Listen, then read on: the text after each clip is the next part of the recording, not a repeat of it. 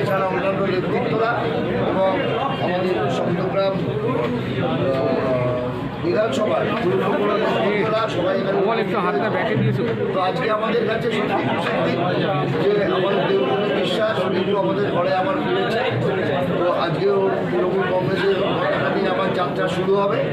তো এটা আমাদের কাছে একটা বড় আনন্দের দিন, খুশির দিন। আর সবচেয়ে বড় কথা, আমাদের নেত্রী মমতা বন্দ্যোপাধ্যায়, আপনারা জানেন যে কদিন আগে, দুদিন আগেই যে সভা করে গেছে, সেই সভায় রেকর্ড সংখ্যক মানুষ যে সমর্থন, যে মানুষের, এছাড়া আমরা দেখতে পাচ্ছি মানুষ যেভাবে তৃণমূল কংগ্রেসের সঙ্গে আছে, মানুষ সমর্থন করছে যে মমতা বন্দ্যোপাধ্যায় যেভাবে মূল্যায়ন করে গেছে, উন্নয়নের সঙ্গে, সেই উন্নয়নের সঙ্গে পায়ে পা মিলিয়ে একসাথে আমরা সবাই এগিয়ে যাবো এই অঙ্গীকার আজকে আমরা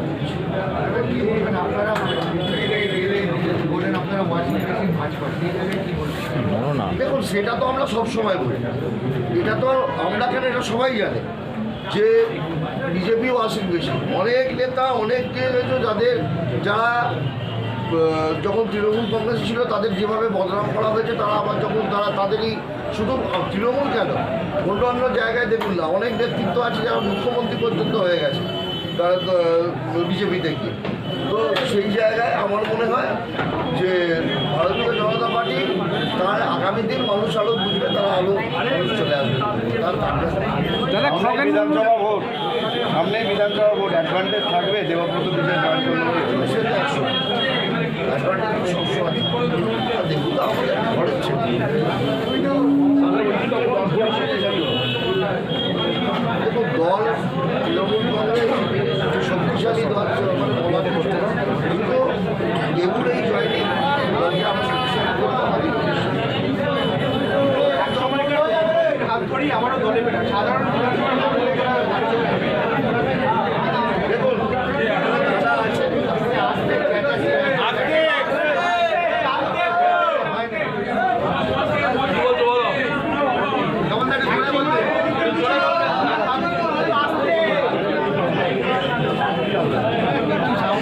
একসময় আপনার প্রতিদ্বন্দ্বী ছিল, আজকে আপনার মাধ্যমেই আবারও দলে মানুষ কেমন চোখে নেবে? সবার ভাই ছিল আমার সঙ্গে একসঙ্গে প্রথম দিকে ফাইট দিয়েছে ভালো, আমার এগেনস্টে নিশ্চয়ই ভালো ফাইট দিয়েছিল।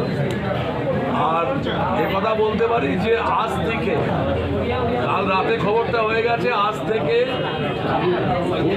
তৃণমূল কংগ্রেসের সাধারণ কর্মীরা উজ্জীবিত দেবব্রত বিশ্বাস বিজেপি ছেড়ে দলে আসার জন্য, আমাদের দলে আসার জন্য, আর বিজেপি শেষ। গতকাল প্রতিদ্বন্দ্বী ছিল, আজকে মিত্র হলো,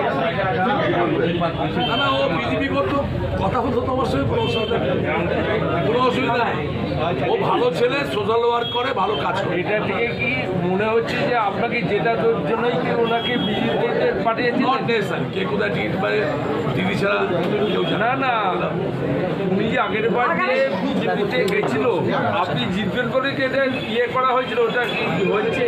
ও তো বিজেপি টিকিট দিয়েছিল, আমি সেই জন্য পাঠিয়েছিলেন যেন টিকিটটা আপনার ভাই পাচ্ছে, সেজন্য আপনি জিতে যাবেন। আমি না না এইসব ব্যাপার ছিল।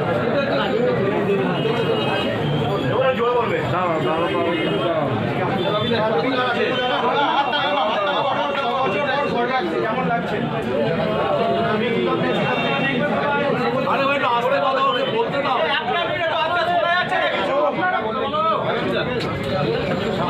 জোরে বল দেবো, দেবো জোরে বল। ভাই এই করলে হবে না, অনেক চেষ্টা অনেক চেষ্টা করছে, আমাদের সরিয়ে দাও তোমারটা ঠিক আছে, এগুলো সরিয়ে দাও, এগুলো সরাও, এগুলো সরিয়ে দাও। দাদা কি বলবেন, 6 বছর পর একেবারে আবার ঘর ভাবছি? বেসিক্যালি আমি 2013 থেকে 2018 পর্যন্ত দল আমায় সেই সময় দায়িত্ব দিয়েছিল এবং পঞ্চায়েত সমিতির সভাপতি। তারপর কিছু ভুল বোঝাবুঝির কারণে আমি সেই সময় বিজেপিতে গেছিলাম এবং বিজেপির লোকেরা আমাকে আপন করে নেয়নি, তাদের নেতৃত্ব আমাকে আপন করে নেয়নি এবং অনেক কষ্ট নিয়েও চেয়েছিলাম।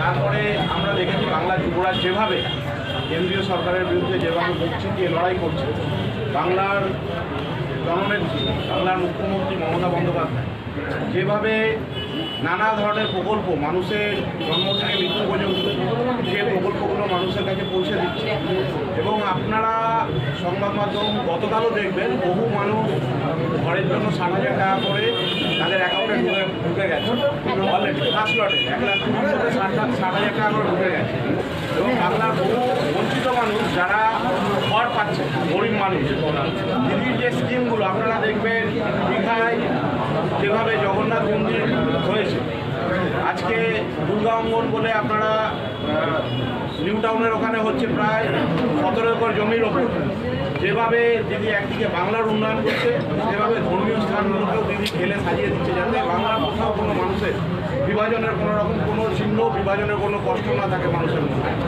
সেই জন্য দিদি সবাইকে সর্বধর্ম সমন্বয়ে সমস্ত মানুষকে নিয়ে চলছেন। আর বাংলার যুবরা যেভাবে বাংলার ইয়ং ছেলেমেয়েদেরকে যেভাবে রাস্তায় নেমে লড়াই মানুষকে উদ্বুদ্ধ করছে এবং মানুষের প্রকল্পগুলো মানুষের ঘরে ঘরে পৌঁছে দিচ্ছে, যেভাবে ইয়ং ছেলেমেয়েরা উদ্বুদ্ধ হচ্ছে, তাতে আমরা সকলে খুশি হয়ে আমরা দিদির লড়াইতে আগামী 26 নির্বাচনে আমরা আমাদের অরিন্দমদা আছে, জেলা প্রেসিডেন্ট আছেন অসীমাদি, মাননীয় বিধায়ক অসীমাদি আছেন, চেয়ারপারসন মাননীয় বিধায়ক সফলদত্ত মহাশয় আছেন, আমাদের সিনিয়র আছে, তাদের নেতৃত্বে আমি পুনরায় তাদের সম্মতিতে আমি দলে আবার জয়েন করার জন্য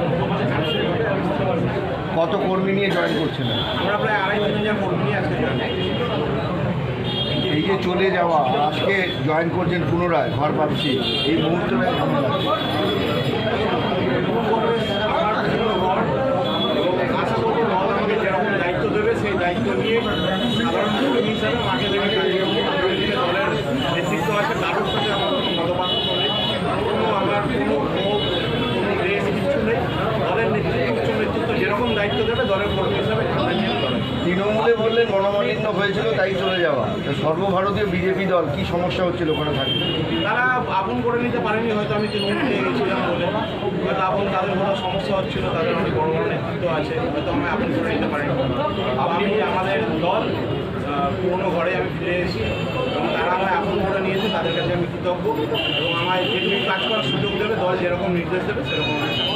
আপনি বলছেন আপন করে নিতে পারেননি, কিন্তু টিকিট পেয়েছিলেন, সেন্ট্রাল ফোর্স পেয়েছিলেন, বিভিন্ন কর্মসূচি, কোনো কর্মসূচিতেই আমাকে ডাকা হয়নি, কোনো কোথাও আমাকে ডাকা হতো না এবং ওনাটাই বাধ্য করে রাখা হয়েছে এবং আমরা যে কোনো কর্মসূচি নিলে তার পাল্টা কাউন্টার কর্মসূচি করে কয়েকজন মানে হুগলি জেলা বিজেপিটা কয়েকজন নিজের পৈতৃক সম্পত্তি ভেবে নিয়েছে।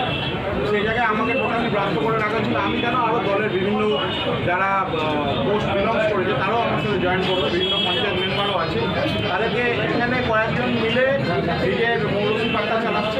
সেই জায়গায় আমরা ঠিক করেছি আমরা পুনরায় আমরা দলের কাছে আবেদন করেছিলাম, দল আমাদের পারমিশন দিয়েছে, মন্ত্রী করে নিয়েছে, আমরা পুনরায় দলের হয়ে কাজ করছি। কিছুদিন আগে প্রধানমন্ত্রী এসেছিলেন, আপনি ডাক পেয়েছিলেন? সেটা নিয়ে আমার কোনো মন্তব্য নেই। দল যেরকম ঠিক করবে সেটা দলের উচ্চ নেতৃত্ব ঠিক করবে, দল আমায় যেরকম নির্দেশ দেবে দলের নির্দেশ আমার সেটা জানা নেই, তাকে করতে হবে না দেবে সেটা বিজেপি। একটু কি সময় লেগে গেল আসতে?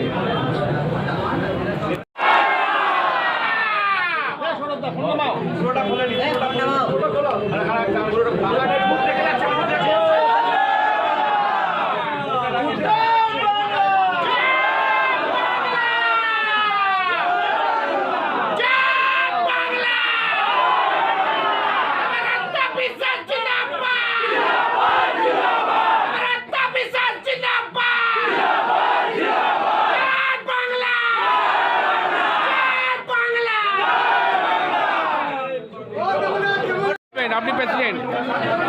আপনি প্রেসিডেন্ট খগেন মুর্মুর ওয়াইফের পর ওইটাকে করে নিই, হুগলি জেলা দেবব্রত বিশ্বাস জয়েন করলে কি বলবেন?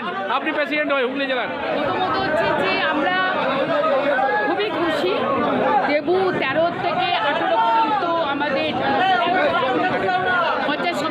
সভাপতি ছিল তৃণমূল কংগ্রেসেরই, যে কোনো কারণবশত সে বিজেপিতে গেছিল। সে এখন বুঝতে পেরেছে যে বিজেপিতে কোনো উন্নয়ন হয় না, বিজেপি দাঙ্গার দল, বিজেপি কোনো রকম বাংলার মানুষকে ভালোবাসে না, বাংলার মানুষের সাথে বেইমানি করে। তাই তারা মমতা বন্দ্যোপাধ্যায়ের নেতৃত্বে এবং অভিষেক বন্দ্যোপাধ্যায়ের নেতৃত্বে দিদির উন্নয়ন দেখে, অভিষেক বন্দ্যোপাধ্যায়ের আজকে সংগঠন দেখে সে আজকে আমাদের দলে জয়েন করেছে।